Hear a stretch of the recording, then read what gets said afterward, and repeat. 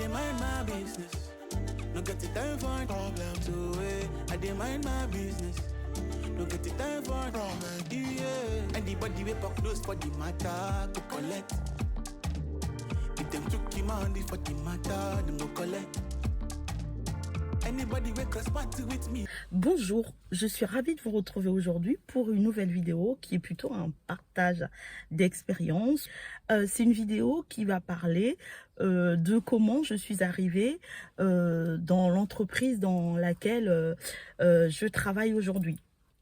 En fait, en 2013, je cherchais du travail.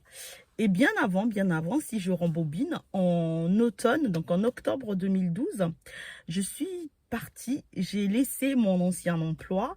Si vous avez vu ma précédente vidéo, je vous encourage fortement à aller la voir pour aussi comprendre un petit peu la suite. Je suis partie au Sénégal pour suivre mon mari du moment. J'ai lâché mon travail où vraiment ça se passait bien, on travaillait dans des bonnes conditions, j'avais des collègues super sympas. Et donc, j'ai dû lâcher cet emploi pour aller au Sénégal. Et 2 ans après, donc en 2012, en juillet 2012, quand on revient en France, je suis dans l'anglais. Parce que quand on était au Sénégal, je voulais m'occuper. Donc, j'ai fait plein de choses. J'ai fait de la couture. J'ai fait quoi d'autre? J'ai commencé et presque terminé une formation en anglerie. Et j'ai fait des cours d'anglais. J'ai pris des cours d'anglais avec une américaine et on est devenus amis. On faisait vraiment des cours, je crois que je l'avais 2 à 3 fois par semaine. On avait vraiment des cours où on faisait ce que je voulais. Et quand je suis repartie de là, j'étais assez fluente en anglais et je me suis dit que je voulais retravailler mais en ayant un aspect anglophone dans mon travail. Et j'ai cherché une formation à ce moment-là et la formation que j'ai trouvée c'était en logistique. Je me suis inscrite au Pôle emploi qui m'ont dirigée vers des cabinets déjà pour faire des tests en anglais. Et moi qui avais tellement fait de l'anglais et qui était, je pense que j'étais entre intermédiaire et avancé à ce moment-là, j'ai buté sur les tests, mais c'était vraiment des tests basiques et je les ai passés 2 fois, je ne les ai pas eus. Pourtant, quand j'arrive devant les tests, je les trouve bien et quand il s'agit de passer à l'action, je suis tétanisée, je suis paniquée, je fais n'importe quoi, je réponds à côté, enfin bref, c'était juste une catastrophe. Et du coup, j'ai décidé de continuer, de reprendre des cours d'anglais. Donc, je me suis inscrite dans un institut, dans un célèbre institut. Et en parallèle, je me suis inscrite dans une maison de quartier qui faisait un cours d'anglais avec une prof mauricienne. Je me souviens, elle était très sympa. Et c'était les jeudis soirs. Et du coup, je commence mes cours, peut-être quelques mois après, on s'est liés d'amitié, on se parle beaucoup et tout le monde sait là-dedans que je suis en recherche d'emploi. Et dans ce groupe, il y avait un gars qui s'appelait Marc. Marc est parti il y a peut-être 3-4 ans, il est décédé quelques temps après avoir pris sa retraite. Et du coup, quand j'arrive, oh là là, il fait chaud, je suis dans la voiture, je peux pas mettre la clim à cause du bruit que ça va faire, donc j'ai tellement chaud. Du coup, un jeudi soir, j'étais pas allée au cours la semaine d'avant, donc le jeudi soir où j'arrive, Marc me dit, mais la semaine dernière, je voulais te voir parce que il y a un poste là où je travaille et connaissant un peu ta personnalité, il va te plaire. Je bois un coup.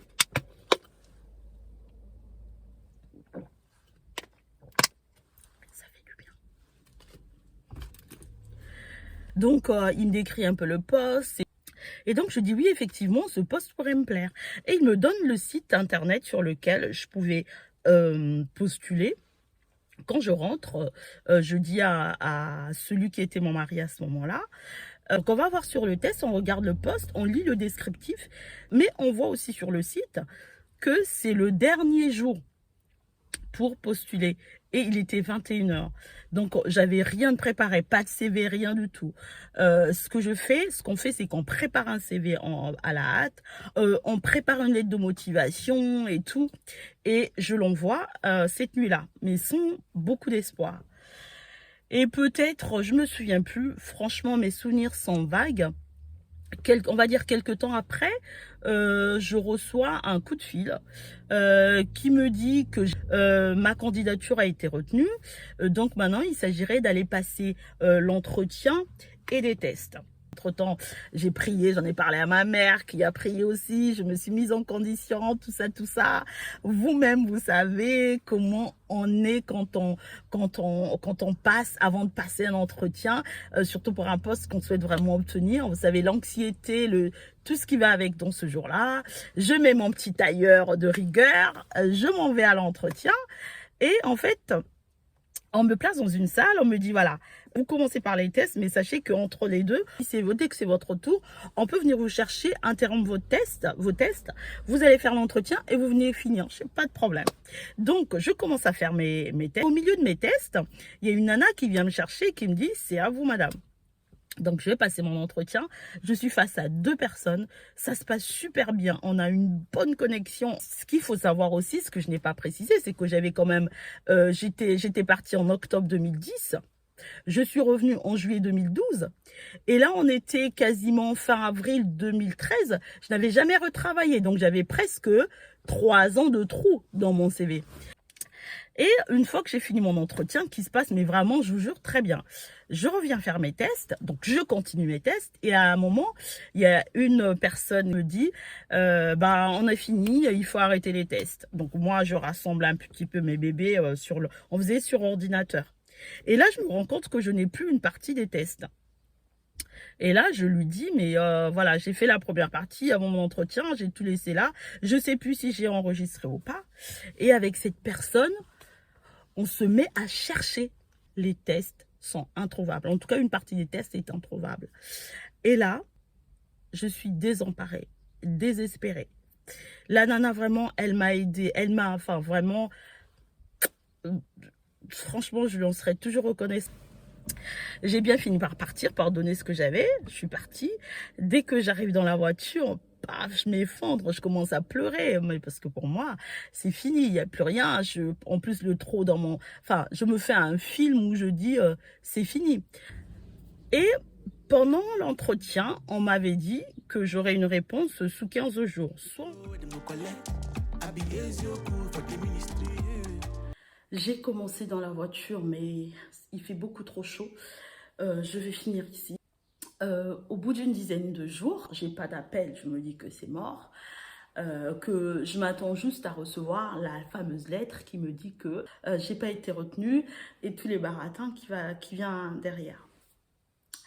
Et là, un jour, donc je prenais mon train, parce qu'il faut savoir, c'est que mes cours d'anglais avec ce fameux institut, ils ne se trouvaient pas là où j'habite. Donc je prenais le train pour aller faire mes cours. Donc ce jour-là, je prends mon train, je reçois un coup de fil. Je décroche, mais je pense même pas que c'est ça, hein. J'y pense, mais même pas. Quand je décroche, il y a une dame. Bonjour, vous êtes bien Madame Machin? Oui, c'est bien moi. Elle se présente de telle société. Je vous appelle parce que vous avez été retenue. Et là, je vous jure, mon cerveau, il bug. Vous savez ce que je lui dis? Je lui dis comme ça, je dis, bah, j'ai pas réussi mes tests. Et elle part dans un rire. Elle dit, mais madame, les tests, c'est juste pour voir votre logique. Même si vous n'avez pas tout rendu, les tests comptaient, je crois, à l'époque, elle m'avait dit pour 30 ou 40%, je ne sais plus. Mais l'entretien, comme ça, un métier de relation, l'entretien, le feeling, la personne comptait plus que les tests. Donc, j'étais contente. Elle me dit, voilà, vous allez recevoir un courrier avec la confirmation de ce que je vais vous dire.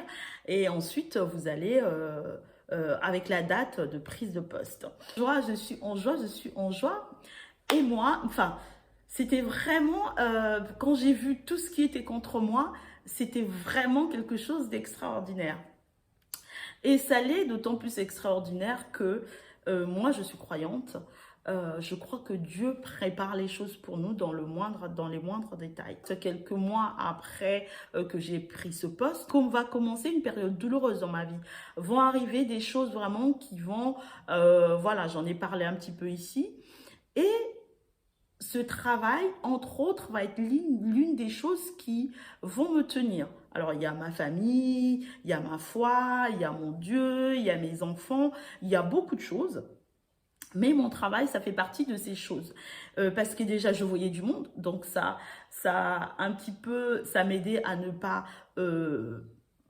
manger du noir, déjà. Je crois que j'ai dû prendre que fatigue de tête et de corps, j'ai dû prendre que 2 semaines d'arrêt pendant toute cette période qui a duré quand même à peu près 1 an et demi, 2 ans.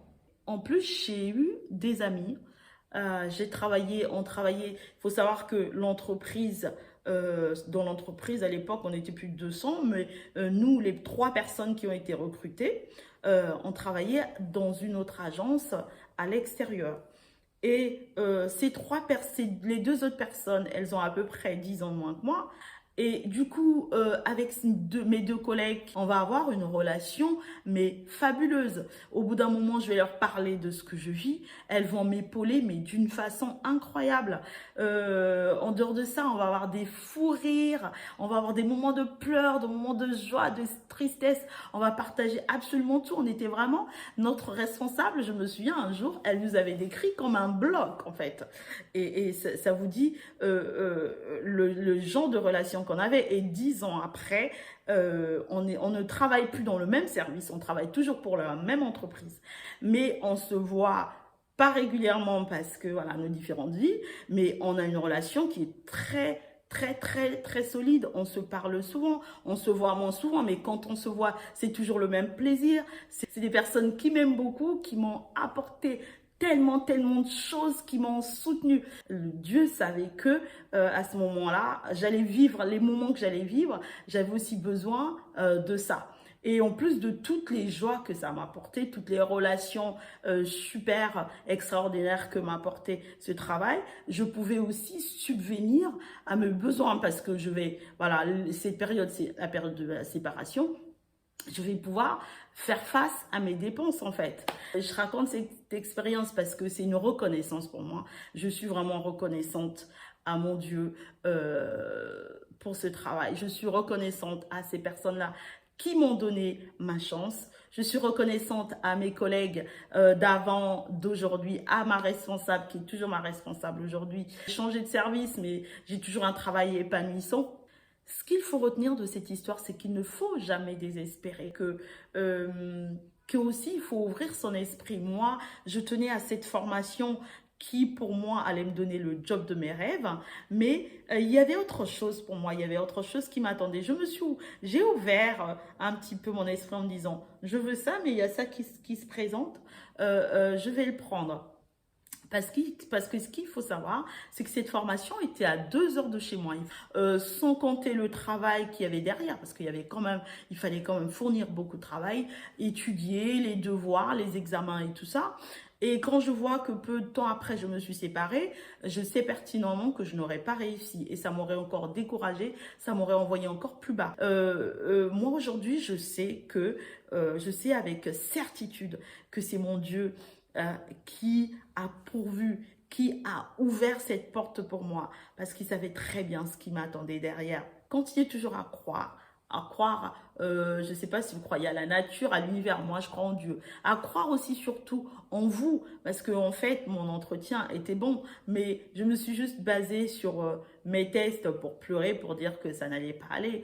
Continuez à croire en vous et à vraiment saisir les opportunités qui se présentent à vous. Voilà, cette vidéo est terminée. Je vous demande, ça me fait plaisir, ça me ferait vraiment plaisir que vous vous abonniez, que vous partagez, que vous likez, que vous commentez. Moi, je viens toujours dans les commentaires vous répondre, les liker, discuter avec vous. Voilà, cette vidéo est donc terminée. Qu'est-ce qui me reste à vous souhaiter, à votre avis? Qu'est-ce qui me reste à vous souhaiter?